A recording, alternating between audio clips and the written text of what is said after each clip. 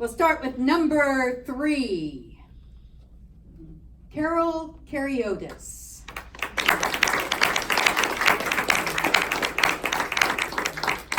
Carol is actually in Greece right now.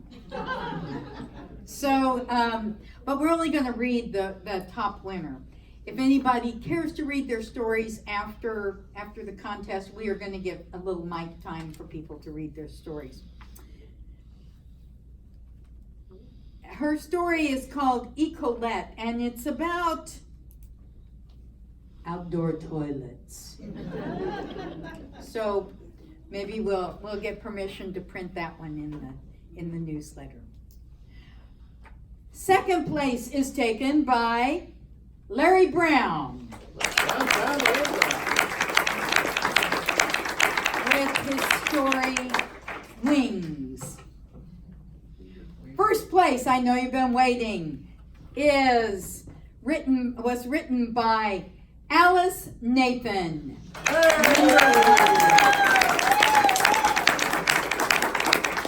This is a story entitled How Branson Became the Music Capital of the Country, the true story.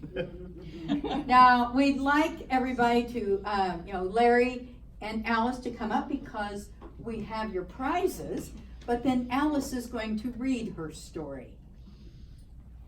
And you can read it at the podium if you prefer. Larry, I dubbed the 2 of the written. Okay. Well done. And award you this promise. This is a good check for $75. Give him a hand. Thank you. Alice, I dub thee 1. If I can get it correct. You are 1. You have 1 in the written category. And as long as he doesn't cash his check, this check good for $150. Give her a hand.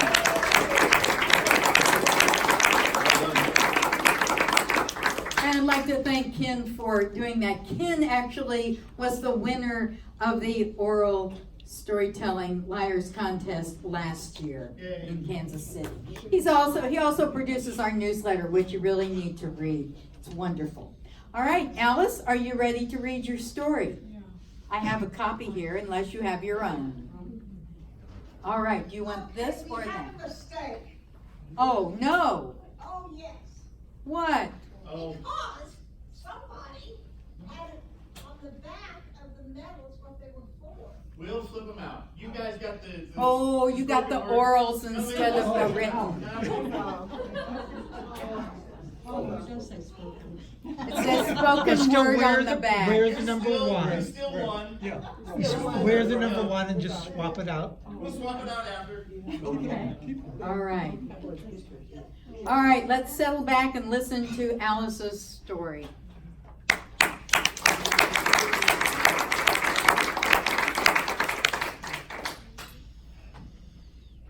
People wonder how Branson got to be the music capital of the country, a town that grew into a mecca for millions of tourists each year. There are several stories of how it all began, mostly outlandish notions by folks not from Branson, but Branson natives of the 1970s know the true story. It all began with my Sunday afternoon drive in my new 1972 Ford Mustang convertible. The roof was down, my hair blowing in the wind, headed west of downtown on Highway 76. The sun, high in the cloudless sky, reflected beautifully off my baby blue car. I decided I would look more sophisticated if I were smoking, so I stopped at a gas station. Behind the young man at the counter were rows upon rows of cigarettes. So many choices, so many decisions. I'd like some cigarettes, I told the young man. What brand? My mind kicked into high gear when I realized I knew absolutely nothing about buying cigarettes. My eyes zeroed in on Virginia Slims. Nice name, even sophisticated.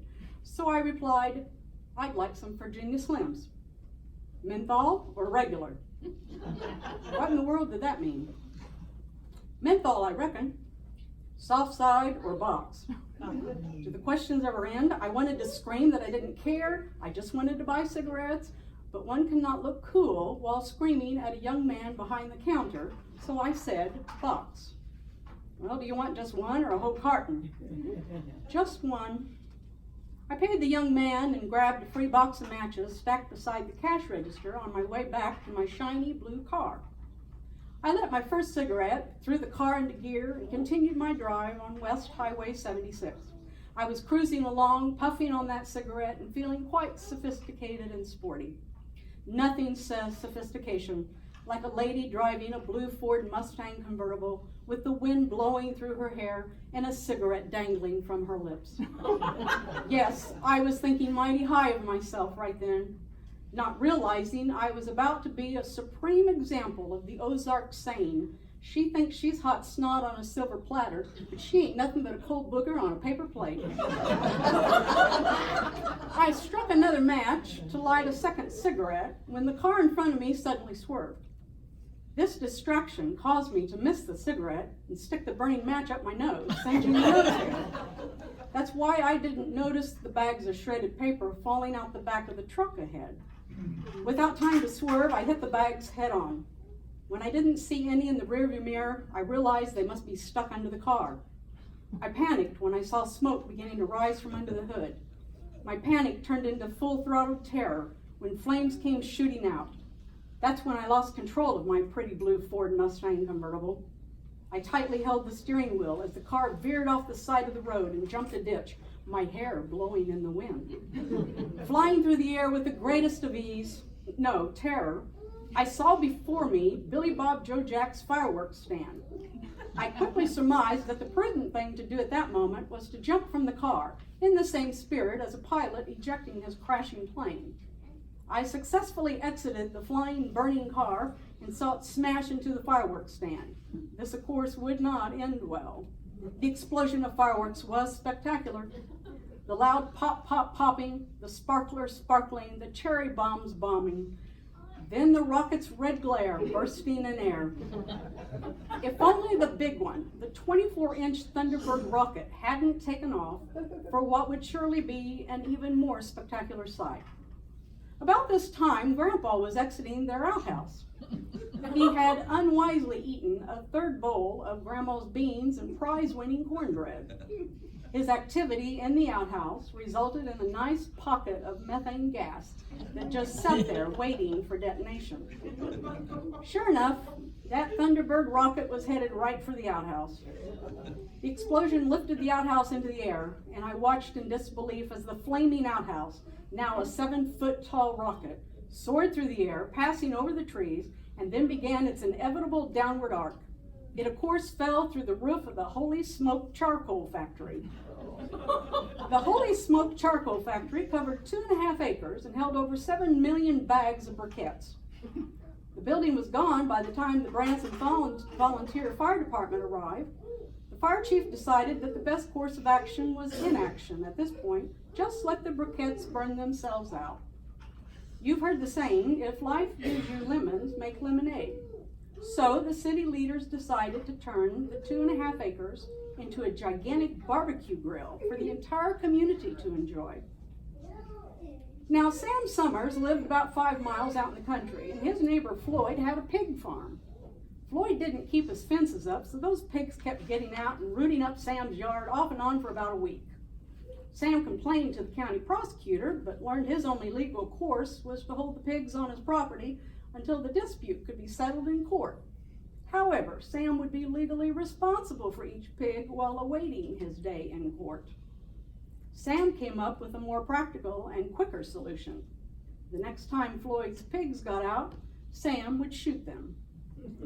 Sure enough, the pigs got out and scattered about Sam's yard. Sam grabbed his gun and commenced firing. Those pigs were smart, as pigs are, so they began running home. But Sam shot faster than those critters could run. Most fell dead on the spot, but one managed to crawl back onto Floyd's property, bleeding like a stuck pig, and then collapsed dead. When Floyd got home and saw his dead pig, it didn't take him long to figure out what happened, so Floyd called the sheriff. Sheriff Holland drove out to Sam's place and told him he needed to somehow settle this dispute with his neighbor. The sheriff managed to convince Floyd to be satisfied with Sam paying $20 for each dead pig. Sam was also satisfied with this. It was, after all, better than jail. Another problem presented itself at this moment. Floyd did not want all those dead pigs. So, upon hearing about this incident, the town leaders requested the pigs be promptly delivered to the former site of the Holy Smoke Charcoal Factory so they could hold the first big barbecue event for the community. Well, word traveled fast, and practically the entire town came with dishes like potato salad, pie, cake, lemonade, and beer. The roasted pigs were stretched out with apples in their mouths and cherries for eyes. It was all a sight to behold. The event was considered a huge success and a proper christening for Branson's new community center. The new site was named the Holy Smoke Park. Mayor Collins organized the transformation of their new park. Underbrush was cleared around the 2.5 acres. Flower beds were planted, picnic tables and benches were brought in, and they even built a gazebo for special events like weddings. And with optimism and great forethought, the council brought in porta potties so folks wouldn't have to hide behind trees to do their business. The 4th of July was rapidly approaching, and naturally the festivities would be held at the new park. Again, a huge cookout was planned, this time with every local meat to be barbecued. They had deer, goat, squirrel, and of course possum, the local delicacy. A parade led by Mayor Collins circled around the park, complete with floats, the high school marching band, horses, and kids riding their decorated bicycles. Prizes were awarded, and a king and queen were crowned. As the sun set, the day ended with a huge fireworks show, thanks to Billy Bob Joe Jack. This time, the rocket's red glare bursting in air was a beautiful sight to behold. The Holy Smoke Park was popular that summer, with families having picnics, reunions, and Shirley Mae and her beau Randy exchanging vows in the decorated gazebo. A barbecue sauce contest was held on Labor Day to officially end the summer's festivities. Delbert Dingerbottom won hands down with his Holy Smoke, that's hot barbecue sauce. After about 5 years of community fun-filled festivities at the Holy Smoke Park, the briquettes finally began to stop smoldering. Branson thought it was losing its prized 2.5 acre park, but they were just about to find out what Billy Bob Joe Jack had been up to. Now let me clarify for you outsiders, Billy Bob Joe Jack is one person, not 4. If you don't know someone's name in the Ozarks, Billy Bob Joe Jack will probably cover it. Said quickly, it sounds like one word, Billy Bob Joe Jack. You see, Billy Bob Joe Jack had a habit of drinking too much, too often. This was no great cause for alarm. After all, many folks in the Ozarks did the same thing. But not everyone had Billy Bob Joe Jack's wild imagination. He loved watching Monster Truck on TV, and he began to envy the power those men had driving monster trucks. He could just see himself sitting atop all that power and running those huge tires over junk cars, smashing them to smithereens. During a particularly bad binge one night, Billy Bob Joe Jack was inspired. He picked out the best old pickup in his front yard, slapped on 4 of the biggest tires he could find, and drove that makeshift monster truck to the Holy Smoke Park. That 2.5 acres were the perfect arena in his eyes. For 2 hours, he drove that truck over more than 50 junk cars that only he could see in his drunken stupor. A few days later, Billy Bob Joe Jack came up with an improved scheme. He scouted around, made a bunch of phone calls, and finally found some truly huge tires that would turn his pickup into the biggest, baddest monster truck in all the world. He drove to Tim's tire shop and made a deal with Tim to buy 4 tires. The next weekend, in the middle of the night, Billy Bob Joe Jack drove his new and improved monster truck onto his private arena. Sure enough, he was the star and champion of his imaginary monster truck contest, in spite of his tires smoking a bit. He won first place, an imaginary 6-foot-tall bronze trophy. It would look so pretty sitting in his trailer house. Indeed, it was the first time he'd ever won anything, and no one could have been prouder. Sheriff Holland got a late-night complaint call about noise at the park, so he drove out there to investigate. There was Billy Bob Joe Jack driving the silliest looking pickup around and around in circles on the briquettes.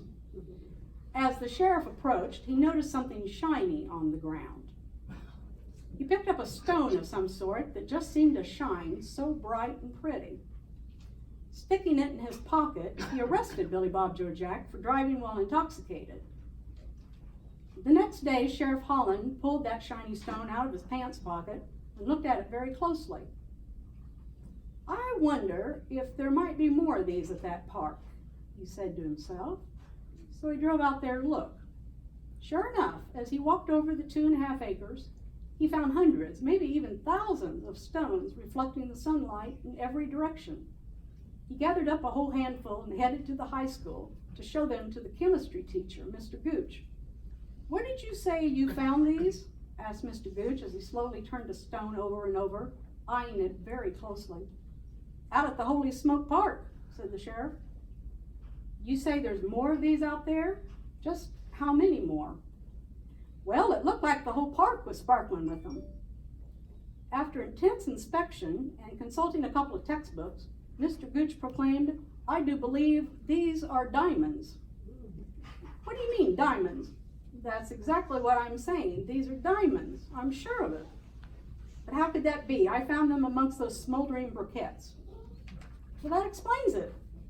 Mr. Gooch told the sheriff that under intense pressure, coal turns into diamonds. "This is a scientific fact," he said. Well, Sheriff Holland ran to the mayor's office and told Mayor Collins that the town owned a diamond field. Talk about word traveling fast. The town leaders quickly implemented a plan to excavate all the diamonds from their Holy Smoke Park. They also made plans how to use this newfound wealth to benefit and improve Branson. They began building streets on hillsides stretching along Highway 76. They bulldozed off the top of 2 hills and moved the dirt into the valley between them. Now they had a long, flat piece of land that could serve as a runway for a new airport. Construction was everywhere. New hotels, restaurants, recreation, music theaters. It didn't take long for big-name stars to flock in. Names like Dolly Parton, Andy Williams, the Osmond Brothers, the Lawrence Welk Band, Mickey Gilley, Loretta Lynn, Conway Twitty, Oak Ridge Brothers, and many, many more. Yes, sir, that's how Branson became the music capital of the country, a mecca for millions of tourists each year. And it was all because a girl took a Sunday afternoon drive in her pretty blue Ford Mustang convertible. Oh, I almost forgot. I never smoked that second cigarette. Never.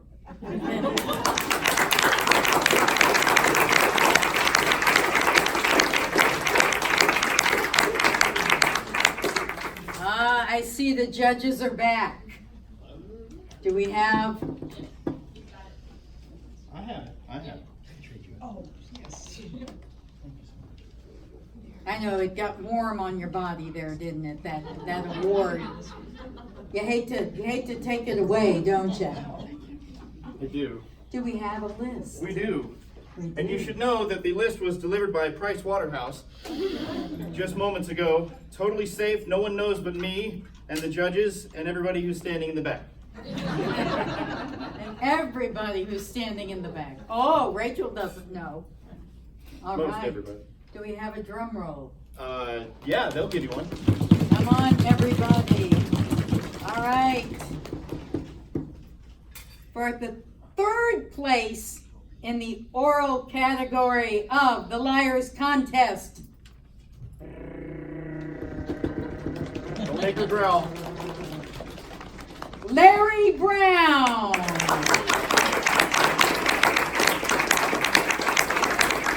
With his EMS Airline. Thank you, Larry. 2nd place is Gary Kuntz with J-Dub. Congratulations. And now, 1st place tonight.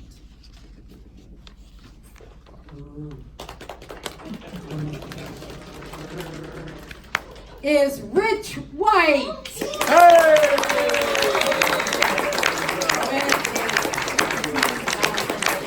Congratulations.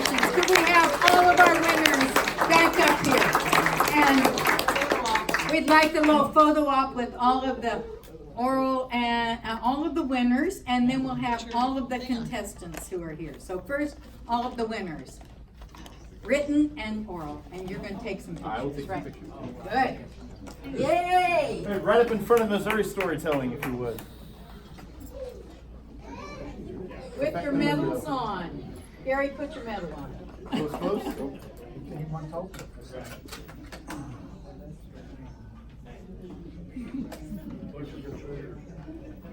Thank you everyone for Hermetically coming. sealed. And please, take a Missouri Storytelling card and stay in contact. Take a couple steps up. Let us know your Switch email together. address and we'll send you the newsletters. Yes. Here we go. 1, 2, 3. Beautiful. Okay, high angle. 1, 2, 3. Another powerful one. 1, 2, 3. Beautiful. Thank you. We still have our contestants here. We'd like, We- did you get a picture of all the We got contestants? to get everybody. Oh, good, good. All right. Now, the library is open for a little while longer. Anyone who would like to get up and read their